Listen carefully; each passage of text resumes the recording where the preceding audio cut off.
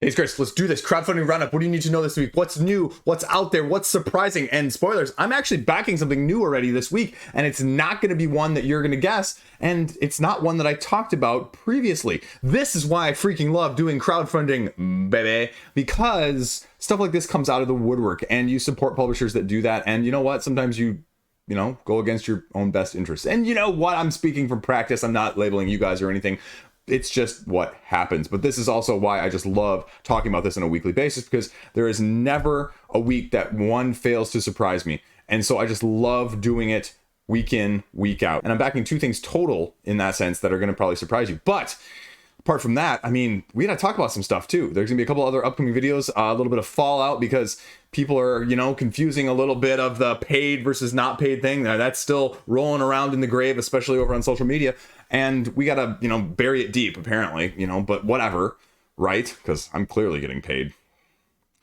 Anyway, that's what's going on. I have a few other tangents, few other rambles, few other rants to go along with this. And let's just go straight into it. What do you need to know? As always, thank you for watching. Let's go. First one up this week, we're actually going slightly sideways here because I knew this was coming. I didn't know the exact date. It is the latest from Unstable Games, T-Turtle Guy. If you're familiar with that, Unstable Unicorns, Casting Shadows, the more recent one they delivered. This is Command of Nature. Now, this is a different mechanic that they've done previously. They're sort of going all over the place, right? This is more of a deck building head-to-head battler where you've got sort of your pyramid. You've got one card, two cards, and then three cards at the bottom, and you have to attack using melee or ranged attacks depending on the rows that you can hit, and you're basically just trying to take out the other person's team or their head sorcerer or whatever, right? And there's four main teams that you're going to be having in terms of the elements that are going to give you some mechanical difference here, and it's got $500,000. Now, if you heard me rant or rave last year on this Casting Shadows, I sort of said tongue-in-cheek, sort of seriously, sort of not seriously, that one was going to be the biggest FOMO game, the biggest price if you were looking to resell things on the secondary market. Yeah, it's sort of known for being a FOMO creator. I mean, this has more FOMO creation than most of the other games I'll talk about in the whole rest of the video combined, because everything is exclusive, right? Here's the little pyramid that I was talking about, because you can do 1, 2, 3, or you can do 2, 4, and 6 if you want to play 2 versus 2, because you have to take out the other person's main sorcerer while you can still be in, and the other person can be your surviving soul teammate. And you're drafting based off of this market over here that's on the right side that you're going to be buying, putting your discard pile, cycling through when you have one of yours knocked out, because knocking them out is also going to be a way that you can pay for the things that you need to pay. Now, I will give them a little bit of credit because it's already better than Casting Shadows in one way, in the sense that there's actually a rule book. Now, it's not really a fully fleshed out rule book, I'll say. It's not the best, but it sort of gives you the Casting Shadows and Stable Unicorns vibe in that way, because those rule books kind of left people wanting. And again, that's not me speaking. I have never owned either of those games. I have not played either of those games, but just from the rules comments sections that I've seen in those situations, that they just don't flesh out half the things you need to know. Or maybe not half, that's a little bit facetious, a little bit of exaggeration there, but it's a little bit lacking in terms of some of the specifics sometimes, and that really frustrates people. And I've seen some house ruling for some of those issues as well, but you're gonna get a bunch of exclusive stuff, and so you're gonna get a bunch of people backing this. Now, the weird thing about this one is that although you're getting your playmats and your acrylic standees and your little bit of extra gameplay content that they always throw in just to make it enough of a sprinkling to tempt you, there's not a middle pledge level that there was previously. That's $39, and then it's jumping up $80. That's insane. Now, you can get most of the add-ons separately, but that's a little bit of a different departure than we've seen previously. I wonder if this is getting a little bit saturated overall, because we're not nearly seeing the funding on this one that the previous two have gotten. So is it the mechanic? Is it the aesthetic? The aesthetic's not very different.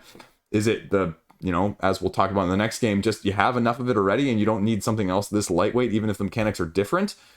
So runs you through everything you're getting right here, and the how to play is kind of there, but it doesn't really give you the differences in terms of the actual mechanics and the abilities on these said factions in the first place. So you don't really get a good sense of that, because the rulebook also doesn't give you like hardly any actual physical examples. It gives you a couple that are just sort of surface level, nothing deeper than that. And you can buy cards from other decks that are other factions, I guess you could say, when your faction gets knocked out, because the market has all the factions in it. It doesn't just have your own that you're buying from. Your commands are also other things that you can do, and your fearless leader tokens, blah, blah, blah, blah, blah. Stretch goals, again, you're going to hit some exclusives, and they're going to be running it through backer kit. Here's the standees and the vinyls that they've done previously as well. Again, like, how much of this stuff do you need during a crowdfunding campaign that's primarily supposed to be around a board game? A lot with these campaigns. So don't be surprised the fact that they have this many. It's typical par for the course for them. But it's got almost $500,000, so they're putting out a product that people want consistently, and I give them kudos for that. So take that for what you will. Next up, Assassin's Creed Brotherhood of Venice Apocalypse. This is the latest from Triton Noir. If you didn't know, Triton Noir apparently is only 4 people, which is relatively impressive. The fact that 1, they could get this IP, 2, that they put out this much stuff, and 3, that it's relatively as well received as it is in the lines of their previous The Commandos game, where it takes sort of a dungeon crawl spin on the stealth aspects of these games in the first place.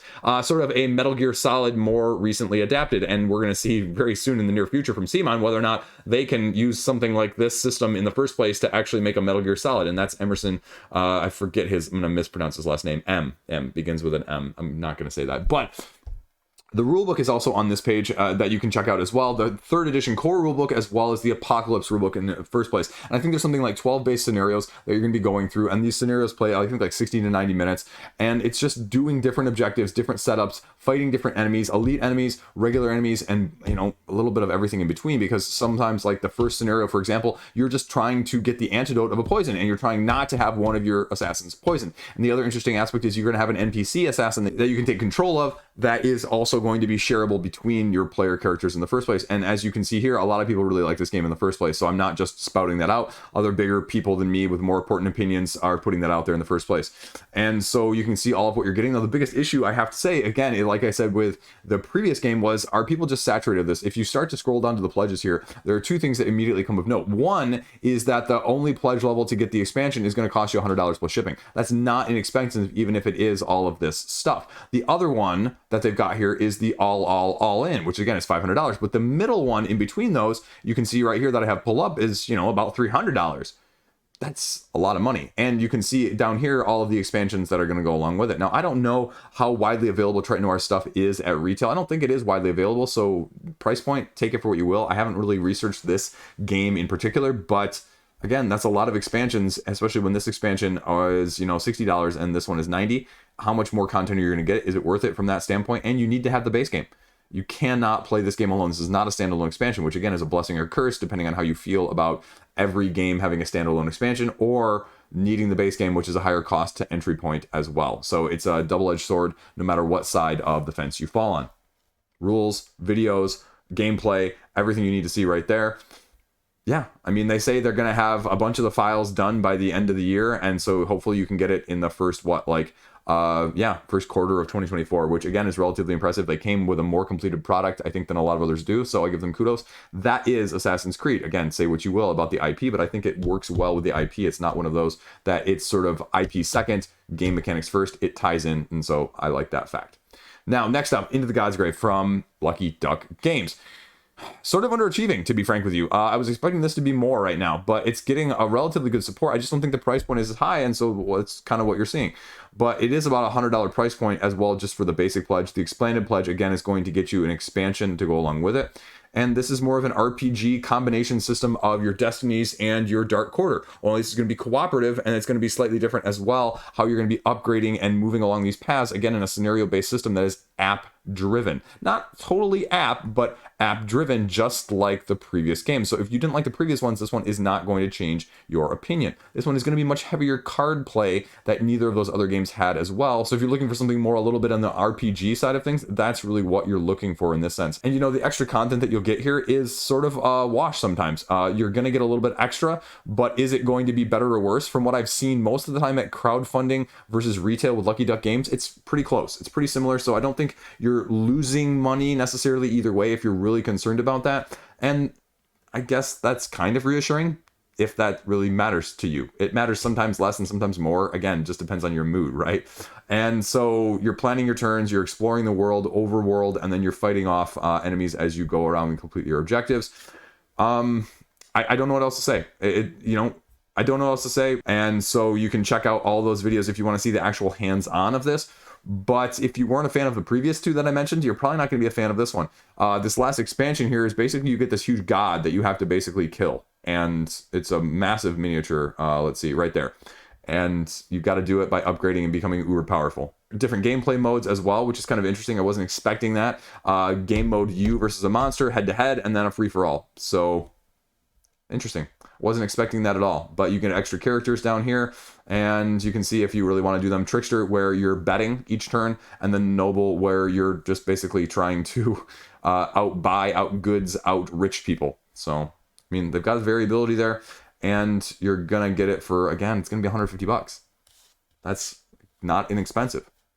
Will you like one of these? That's probably the biggest concern that I would have if I'm a backer or a potential backer at this point, is saying, okay, if I like Destinies, if I like Dark Quarter, am I going to like this one more? Am I going to like this one less? Is it going to replace one of the other ones? Am I going to feel like if you have the Dark Quarter ordered and you don't still have it, is it going to replace that and make you regret getting the other one, like, and vice versa? So that'd be my biggest concern if I was a backer at this point, looking at it from that aspect. So that's it. That's Into the Godsgrave.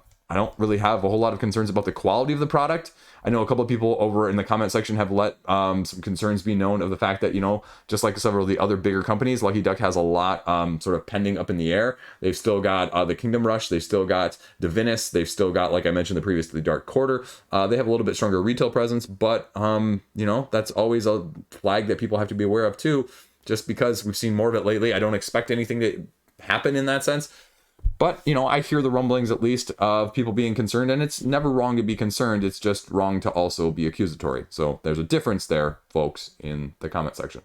Next up is Studium No Exit. Now, I don't really know what to make of this one. This was a gothic horror-inspired dungeon crawler with excellent miniatures, at least appearing on the surface.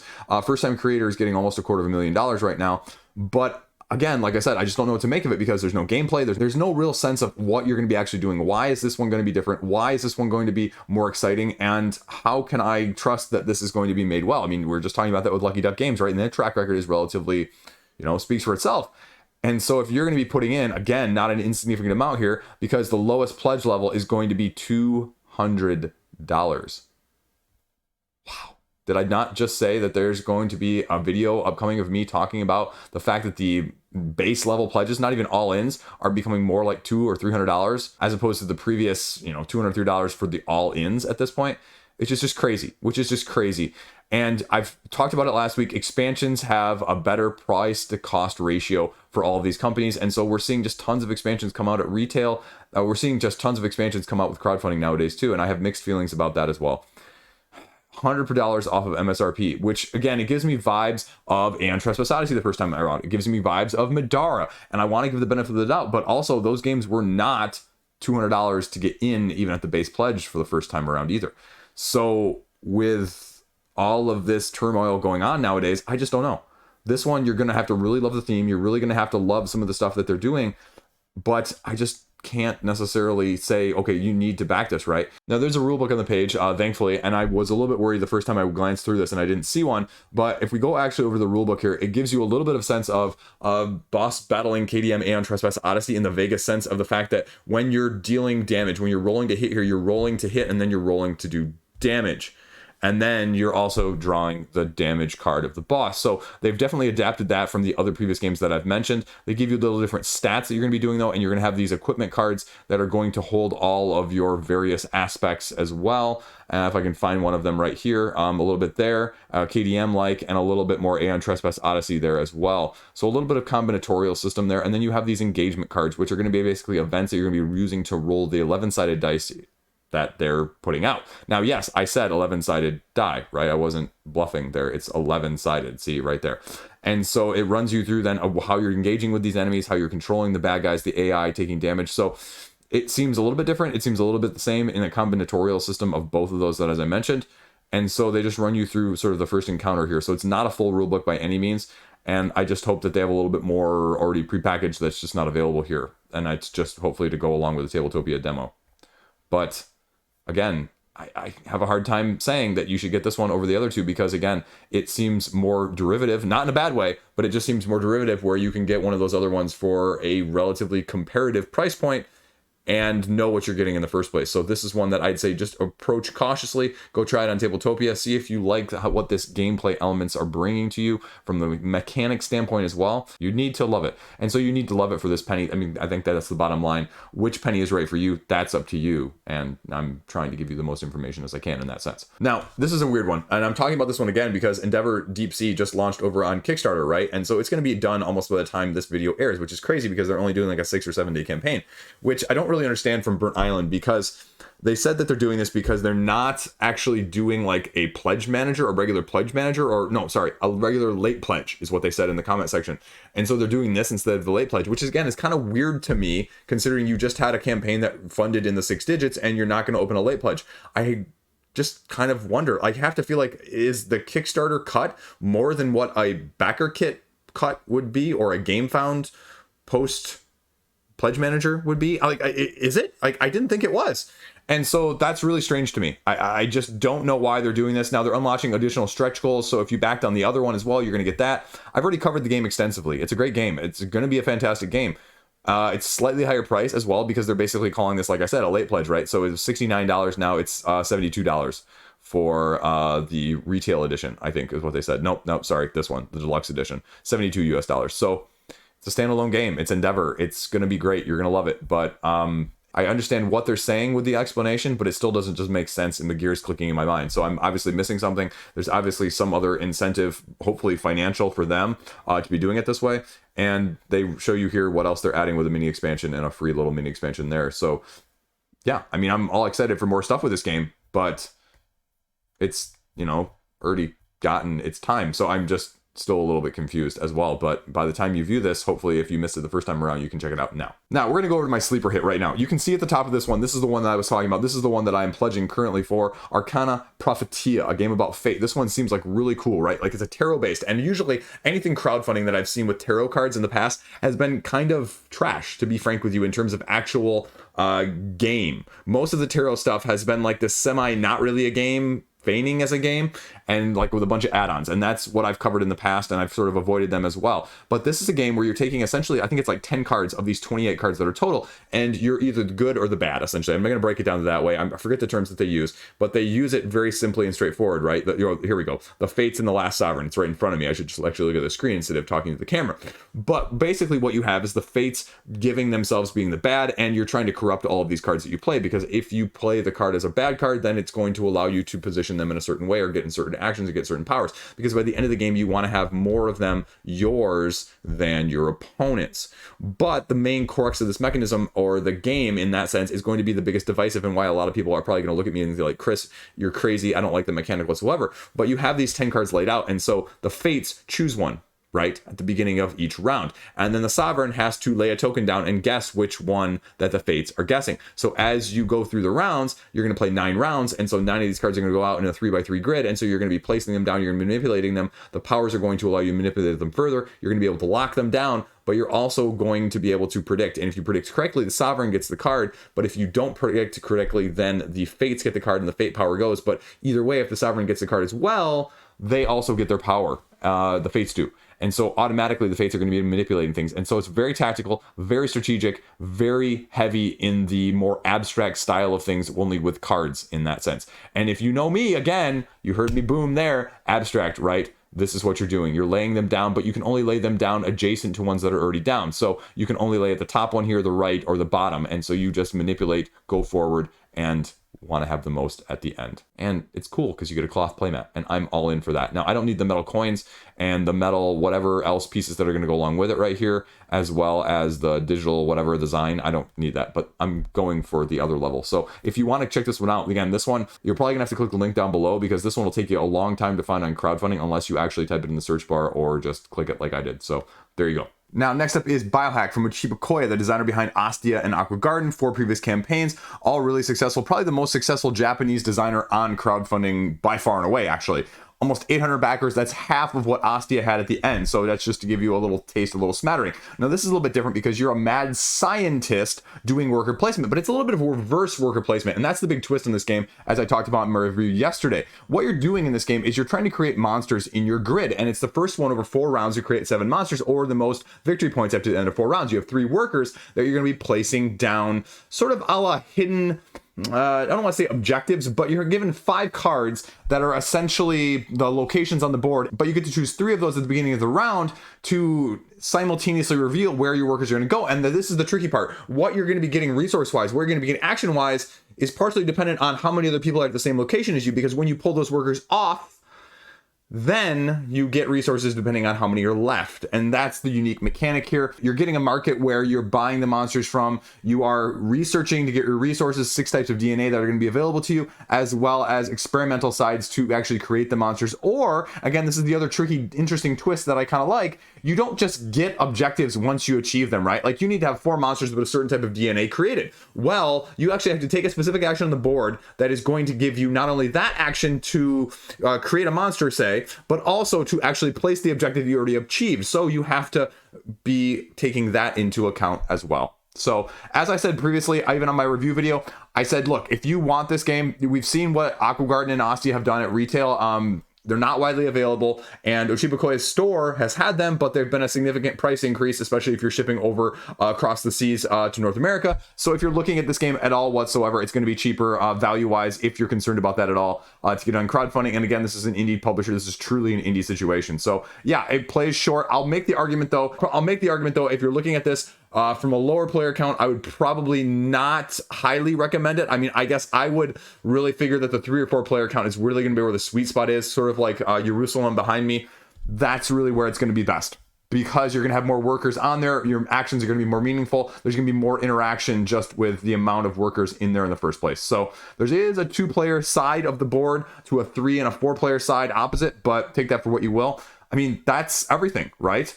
I'm assuming there's going to be some stretch goals. I haven't actually looked at this. I didn't mention these as well. You have additional unique worker placement slots, sort of like your Lords of Waterdeep, only they get put out a certain number each round. And so each round they cycle, and you're going to get new ones there that are only single availability as well. So $52, $79 for everything, including expansion and coins. I have no clue what the expansion is. I didn't have any of those details. So yeah.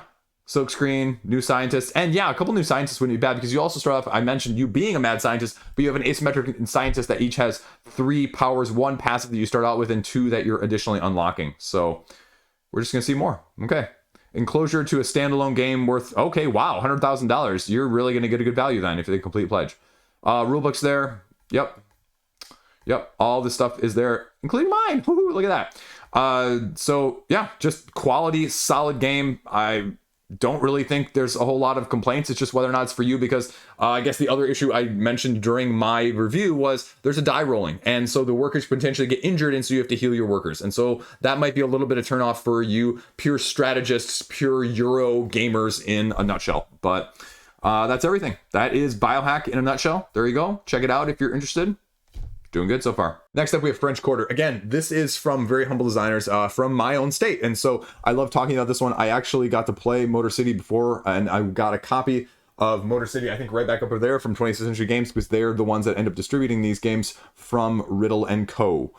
And if you're not familiar with Motor City Games, Motor City Works, they put out these heavy roll-and rights, and more in the lines of, like I said, Three Sisters, Motor City, and now we have French Quarter, $29 plus $9 shipping if you're in the North America. It's going to cost you $38. Why are you going to get it? Well, you support a small indie publisher, and you get a free little mini expansion. And from what I've seen previously with a Motor City and Three Sisters, it's going to be about, you know, what you'd pay at retail, and availability for Three Sisters has been in and out of stock. And so with the mini expansion being a little hard to get, you're probably getting a fine value if you're worried about getting it on crowdfunding right now. Now, this is going to be a little bit different, because over 8 hours, you're going to be trying to get the most New Orleans experience over 2 scoring sheets that you can. The mini expansion is going to be tourism, where you're getting this card that's going to give you 8 extra victory points if you can fill out all 4 of these. But if you can't get all 4 of these by the end of the game, then you get 0 points for this card. It's an all or nothing. You're traveling around the city, you're visiting buildings, seeing performers where you're stopping, and then activities are going to fill up your experiences on food, culture, shopping, mysticism, and partying.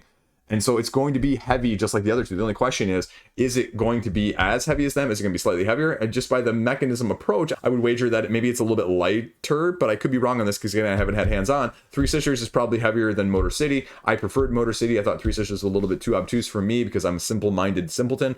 But if you're interested in this one, again, I don't think there's any question of if this is going to be a good game. It's just, do you have the bandwidth for another roll and write? Do you want another roll and write that's slightly heavier than a lot of the other lighter ones out there in the first place?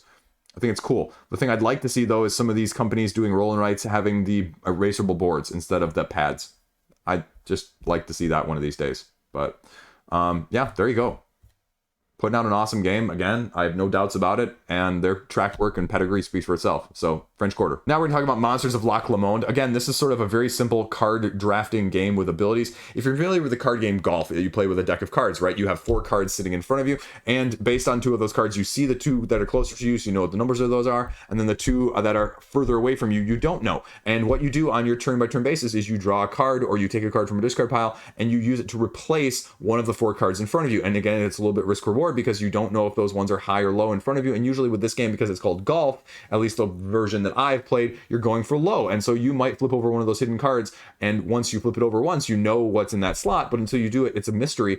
And so you're maybe getting rid of one that you may want in the first place. Now, the difference here with this is all of your little monsters have abilities that are going to allow you to manipulate other people's piles, or have some take that. And so that's what you can be doing. And you just have to say certain little keywords or phrases in order to call the end of the game, or when an action happens that has one of those little special actions that are going to trigger things as well. So yeah, it's lighter. It's a card game. It's got beautiful art. That's basically everything though. It's great price point for what it is, but is that of interest to you from a light style deck of cards with abilities as a game you may have played similarly as a child with now some slight nuances? So Monsters of Loch Lomond, check it out. Next up, we have SlackJack, a pirate game, Bluffing and Deception. Essentially what this game is a combination of like Crew and Blackjack, hence the name SlackJack. Because what you're doing is you essentially start out with a crew member, a captain that you choose at the beginning of the game. Everyone else gets crew members. And then you go around and you tell everybody what you have, or what you want them to think that you have, because some of these are going to have special abilities as well. And so then the captain picks potentially up to 2 other characters that they want on their crew. Then everybody who's not picked joins the other crew, and you go head to head. First one, or closest one, I guess I should say, actually, to 21 wins a coin. Win enough coins, win the game. Now, the interesting thing with the pledge levels here, and this is why I'm stopped right here, is you can see you can get a copy of the game for just $9, right? Which again, plus shipping, actually might not be a horrible deal. But if you want to get promos or stretch goals, you have to pay $19. If you want all the extra stuff, including some bling and a little bit of non-gameplay stuff at the $29 level, well, you can get that too with the metal coins and a deck of playing cards. That's it. That's the whole game in a nutshell. That's everything you need to know. The rulebook is out there, a little bit of how to play, a couple of videos that'll show you exactly what it is, and a little bit of stretch goals as well with the promo cards and unique art that's going to be along with it. So the stretch goals are just split right now between the unique art and the promo cards. That's it. That's all you need to know. Quick, easy, to the point, just like this game. Boom, there you go. Now we're going to hop over to GamePound here because we have a couple on GamePound. El Burro, the La Granja game. This is a slightly deeper, slightly more interactive La Granja. If you're familiar with this original game, this is coming from Spielworks, which is giving us a new standalone version where you're taking multi-purpose cards as well as dice drafting mechanisms in order to deliver things via goats and donkeys. Right? There's a better road, there's more interaction on the road in the first place, and you're just going to be using these multi-use cards in order to do these actions to get you further along as you go. Price point's expensive. It is. No doubt about that. Spielworks tends to be a little bit higher. They're a small indie publisher, and so you're going to pay for that. I mean, the previous one, Orient and Burger Canal, also was the same sense, although on the secondary market right now, you'll see that it's going for higher for the most part. So it's not that it's necessarily going to be cheaper, because also Spielworks don't come widely available at retail in the first place, which is interesting to get a license so similar to La Granja, which is a relatively well thought of game in the first place. To make it less available in the secondary market is just an interesting spin. And so we'll see if this one changes or not. But I mean, it's going to cost you almost $90 just to get a copy right now from that. They run you through how you're going to actually play through these 4 different phases: farming, revenue, transport, scoring. And they run you through, and they show you down here what the different actions are that you can be taking on a turn-by-turn basis. They're going to be performing in order, but also then simultaneously depending on what round it is. Some video, great. Awesome, check it out. This is the one where you're going to have to read the rulebook. You're going to have to watch some video because there isn't enough on the actual page to show you how the game flow is going to look. And if you go over to the Board Game Geek forums, I was looking at it even prior to this video and this campaign airing, that, you know, they say some of the more nuanced things, like I mentioned, in terms of the road, in terms of the animals, in terms of the pick up and deliver style things, that are going to be slightly different than the previous version that actually sets it apart. It's not just a re-theme or with some slight additions. It actually is a truly unique standalone different game. So again, it's probably a little bit outside of my weight, out of my depth, that I'm going to be not probably giving you the best succinct knowledge, but I think you'd have to go try this one yourself to see whether or not this price point is worth it for you, and to see if you're interested in it from Spielworks right now. Next up, again, a Conquest Princess. I was really looking forward to this one from Fight in a Box. I really didn't know what to make of it because there was a little bit of hype I saw online, but at the same time, it was very vague and it was very open-ended. And so this building cooperative game, when you describe it like that, you know, I'm intrigued, right? You have an engine, you have a deck building aspect, you have a take that against the game. So I like those features of things. I don't care that it's talking about fashion and dressing up. I think that's fine. I think, that sounds intriguing to me. I like seeing different things from this. And, anyone, Rococo, Euro players, yeah, you know what I'm talking about. The problem is, though, you're not getting a good sense of the actual flow with any of these quotes or on the page. And that's probably the biggest detriment in a nutshell. A lot of these videos also are TikToks imported into YouTube. So they're not going to be the most informative in that sense. If you really want to go, again, Alex probably has the best videos on here because he has some gameplay in addition. The trouble also with it is the rule book is just for like the first opening scenario, like the how to play scenario. It kind of handholds you through, but you also don't get the full scope of what this game is going to look like. And I'm a little bit worried that I just don't know where some of those aspects are going to unfold and where they're going to end up and whether or not it's going to be worth it. Because essentially what you're doing is you have this grid-based system that you're going to be pulling up where your heroes are all in the center and then they move out to various locations and then the enemies are going to be spawning and you're going to have to be dealing with them, but you're going to be pulling tokens from a bag to determine whether or not you hit or miss. And there's going to be different ways that you can get those tokens back in the bag, and you're going to have to be mitigating that while also upgrading your uniform, your abilities, as well as your actions that you're going throughout. And the acrylic standees that they've offered here are definitely putting it at a higher price point, just with a $75 price point to get in, which is, again, is more than I was expecting for what it is. Again, no qualms about it necessarily, but for what I was expecting and for what it is, that's more of the issue that I was kind of wondering about. Now you can get the time agent one here as well, which gets you the standees and the bag tile upgrade. But again, that's a big upgrade difference. That's, like $55 difference, and $75 for this game without full standees. That's not insignificant. And I have to feel like that's probably part of the reason it's not funding right now. Again, nothing against it. I mean, it seems like an interesting game, but I need more on the page to really show me what it's bringing to the table in terms of that, right? You're getting a little bit of extra stuff. It's game found. You're going to get the pre-backing following gift, if you will. And then they run you through a little bit of what it is, right? These are the tokens that you're placing down in order to beat the enemy. If you have all of your symbols matched on the top of the board, then you upgrade your costume. So, I mean, there's different aspects that seem really cool. But if you're really interested in this one, like I said, you're going to have to watch the video because it sort of gives me a little bit of a bullet bag building vibe here. But again, I'm just kind of not sure what to make of it as a whole. After watching some of the video, it makes more sense. But from the page, it's going to leave you probably a little bit lacking in that way. And that's disappointing because I was really looking forward to this one as a whole to see more of what it entails. I also wonder if it's a little bit of the game found effect. I mention that every week, but this is a small publisher one. If you actually go over to the game found page, it's not even actually on the top that's on the featured, right? You already have a game right here that's in a pledge manager compared to even being an active one. So I hate the way that GameFound does that, and it sort of slots these smaller ones that don't fund immediately to a lesser portion, and it becomes harder to find them as well. I wouldn't necessarily say it's not going to fund at this point, but it's got a little bit of an uphill battle, so we'll see. But it's got 3 weeks to go, so there you go, Conquest Princess. Next up, we have Micro Architects over in GameFound. Again, this one's about 3/4 of the way funded as well, and it's got a micro aspect and a micro presence, but the price point is going to be a little bit more just by the nature of what it is, right? And so it's going to be $35 for this, and the rulebook is about 28 pages. Now, I was worried a second when I saw it was 28 pages, but a lot of it is actually going into the solo as well as talking about some of the individual cards. This has very much a Tiny Towns vibe, if you will, only it's going to be a little bit of Tiny Towns with a little bit of Isle of Skye in that sense, where there's going to be 2 different types of scoring objectives that you're going to be doing each round depending on how the buildings are arranged. You're going to be taking one of the buildings from the various rows that are still holding buildings each round, placing them on your mat, and then you're going to be using those arrangements to score as well as get services. Now, after you grab that building, though, you get 2 actions per turn that you can take. The actions from the phases that you can see here, you get the ability to overhaul them, swap around, relocate them, move them around in terms of residence, or just, potentially within the modules, remove them from the board in the first place. Getting your services, which are cards that are going to be available to you, and then it runs you through the scoring phase.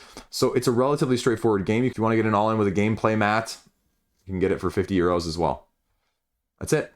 They run you through a little bit of what it is here. 2-player playthrough. The rulebook is on there. Plenty of video as well. Yeah, it's a micro game. But if you like a combination of tiny towns and sort of different asymmetric scoring objectives each round, give this one a look-see. Small fingerprint. A few updates here, just as spoilers, post-campaign thoughts by the time this is viewing. Botany. I mean, Botany broke $1 million, folks. Botany. I have no clue, right? This is a Flamecraft 2.0. Nothing against it. Just take it for what it is. Enjoy the ride. If you're in on it, go for it. I'm super happy that they did this because it came out of nowhere.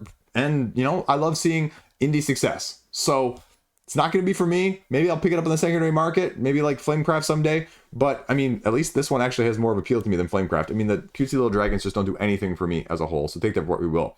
Monster Hunter World, again, going to be done, you know, shortly after me filming this. $3 million.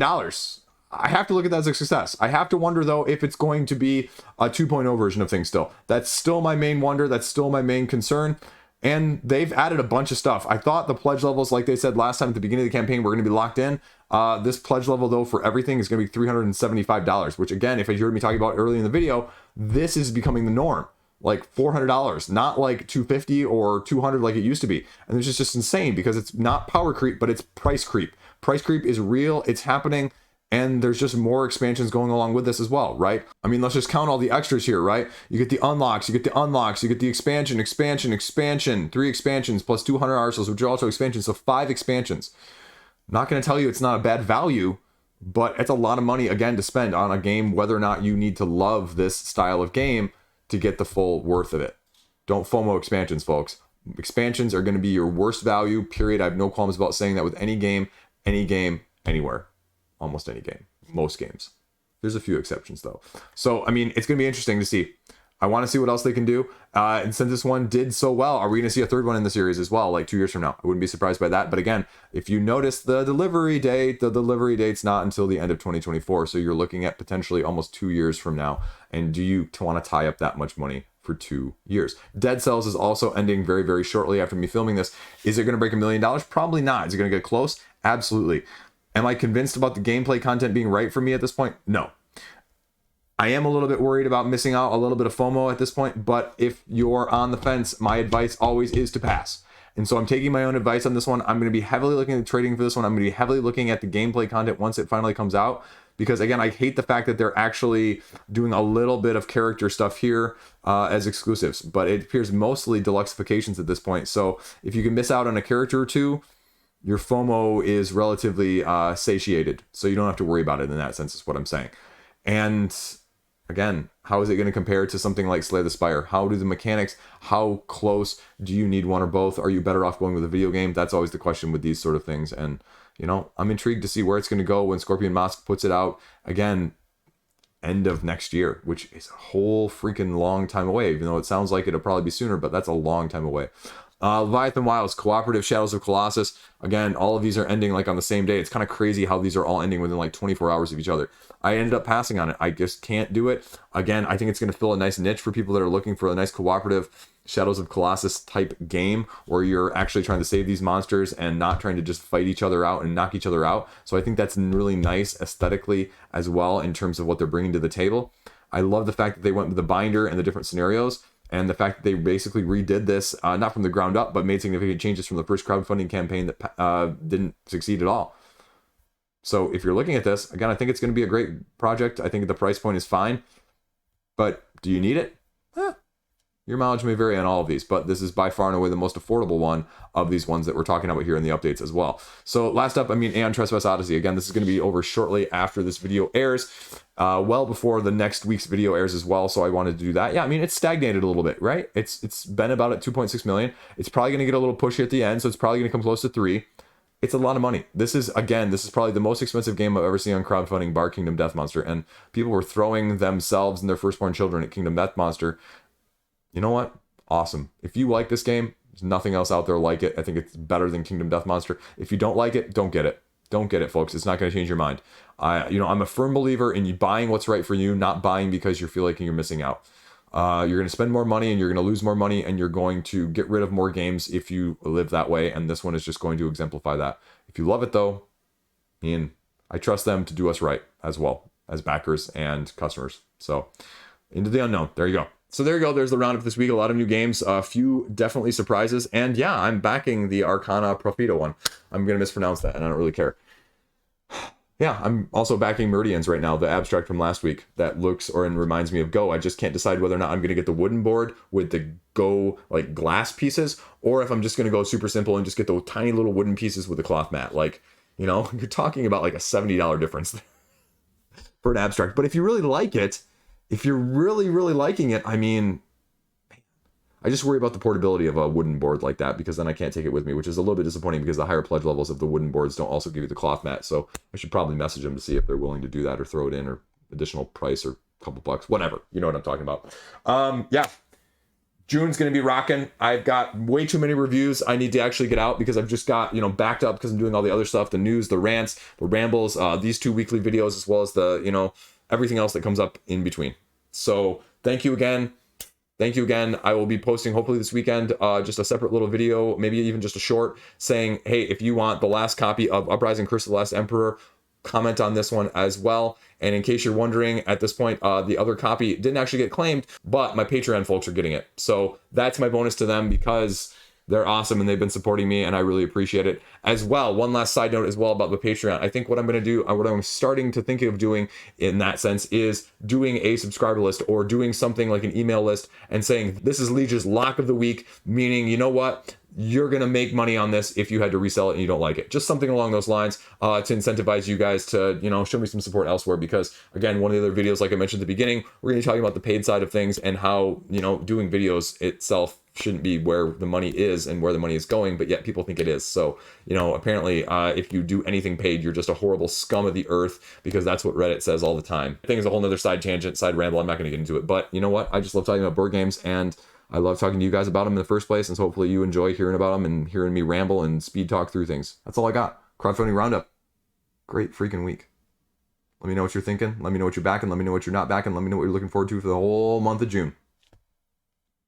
Stay classy. Have a great freaking fantastic day, baby. Side note, yep, Jay White, Bullet Club Gold. Put a belt on him. One of the best promos in the business. And where is me some Kota Ibushi? Kota Ibushi, he's coming. He's coming. Anarchy in the Arena was just a preamble. Everyone can see it coming, and you know what? It's still gonna be awesome. If you don't know what I'm talking about, that's great. I'm talking about pro wrestling. You can mock me in the comment section all you want. It's a soap drama for people like me. Have a great day.